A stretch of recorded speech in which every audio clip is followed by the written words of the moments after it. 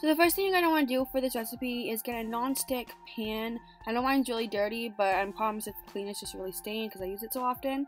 But if you really need to add oil, go ahead.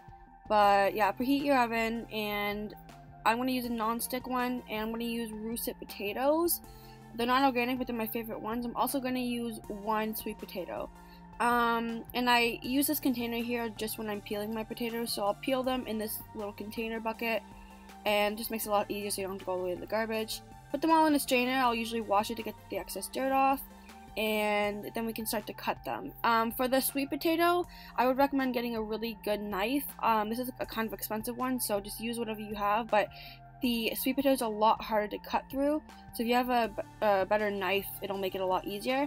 And I like to cut them into french fry shapes. You don't have to do this, you can cut them however you want, if you want to put them into wedges or what have you, but I just like to cut them this way because it reminisces the look of french fries. And yeah, so I'm just going to place them all onto my non-stick pan. I don't know where I got this pan.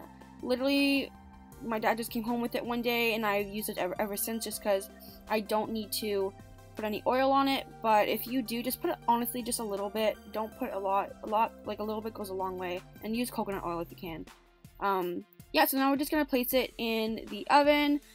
I just, honestly, just go with your oven. Try it a couple times. You can try it my way, but I like to put it for 11 minutes the first time, and then 15 minutes the second time. And when you take it out, I'll usually just kind of like cool it down with like my glove, like try and fan it down. And then we're going to start to like try and flip them over. The sweet potatoes come off so much easier just because they're, I don't know, they have more water in it, I guess, but the white ones do come off still pretty easy, but sometimes it does stick just a little bit. So once you flip them all over, we're going to put it back into the oven for 15 minutes. That's just how I do it. I don't know why, but it works this way for me. Just go with how quick your oven is. And by the way, I set my oven to 450. I don't know if I said that already, but yeah. So 15 minutes, and then take it out after 15 minutes. This is what it looks like. And then we're just going to transfer it. So I put some dill on it. That's my favorite thing to put because it tastes like dill pickle chips to me. And I always like to use that little tin container thing just to put my fries in. I've always done it. And yeah, I'm putting some more dill on top, as you can see. And then I like to just, if you want, you can put a bit of Herbamare. It tastes like it's the sodium-free salt. Get that kind if you really need salt.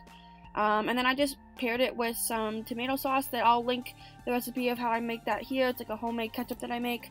But if you guys like this video, please give it a thumbs up and don't forget to subscribe. And yeah, this was a very highly requested video, and I'm so glad I made it finally. But yeah, high carb, low fat, have fun with it, eat as much as you want, and I'll see you guys in the next video. Bye.